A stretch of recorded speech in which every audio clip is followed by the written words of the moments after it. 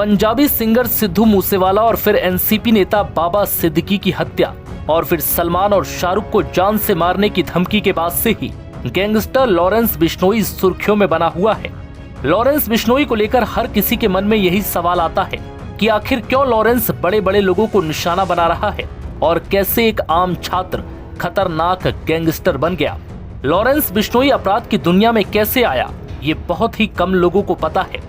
अब लॉरेंस बिश्नोई को 5 बार गिरफ्तार करने वाले चंडीगढ़ के पूर्व इंस्पेक्टर अमनजोत सिंह ने एनडीटीवी को दिए इंटरव्यू में कई बड़े खुलासे किए।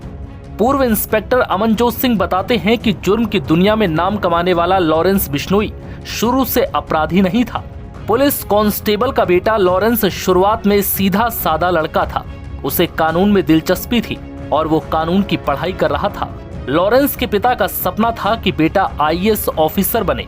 12वीं की पढ़ाई पूरी करने के बाद लॉरेंस चंडीगढ़ चला गया।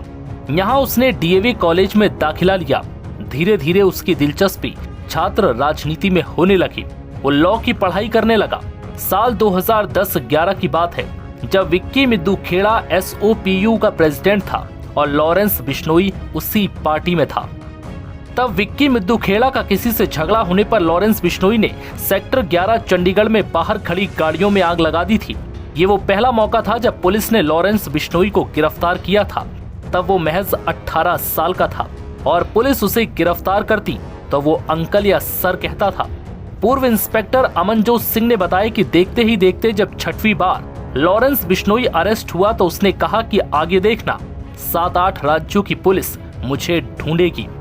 उस वक्त किसी ने यह सोचा नहीं था कि देखते ही देखते लॉरेंस बिश्नोई इतना बड़ा गैंगस्टर बन जाएगा कि सिद्धू मूसेवाला और बाबा सिद्दीकी को मार देगा और सलमान खान को मारने की धमकी देगा। अमनजोत सिंह ने बताया कि कई बार स्टूडेंट पॉलिटिक्स की लड़ाई में भी वो 5-6 बार गिरफ्तार हुआ।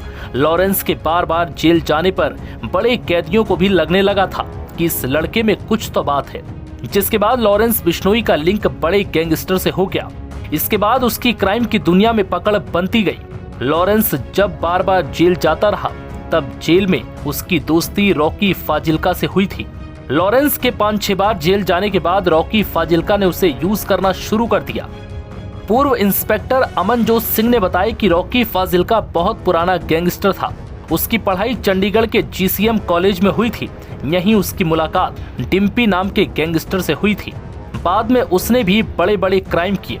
जब लॉरेंस बिश्नोई बांदा जेल गया तो उसकी पहचान रंजीत सिंह डुपला से हुई। रंजीत जसविंदर सिंह रॉकी यानी रॉकी फाजिल्का का काफी क्लोज था। रॉकी पहले ही मुख्तार अंसारी ग्रुप के साथ जुड़ा था और बहुत ही नामी गैंगस्टर था। रॉकी ने जेल में ही लॉरेंस की ग्रूमिंग की, फिर ये क्राइम की दुनिया में आगे बढ़ता रहा। पहले लॉरेंस पंजाब में एक्टिव था, धीरे धीरे इसने अपनी जड़ें फैलानी शुरू कर दी। इस गैंग के सदस्यों ने सोशल मीडिया के जरिए अपनी पब्लिसिटी की। लॉरेंस गैंग देखते ही देखते हरियाणा, दिल्ली और राजस्थान की गैंग से जुड़ गया। उसका गैंग अब पूरे नॉर्थ इंडिया, पंजाब, उत्तर प्रदेश, हरियाणा, महाराष्ट्र, दिल्ली, राजस्थान और झारखंड तक फैल चुका है। अब तो लॉरेंस गैंग के मेंबर विदेशों में भी एक्टिव हैं। गोल्डी बराड़ कनाडा में बैठकर क्राइम को अंजाम देता है। बीटी ऑनलाइन की रिपोर्ट।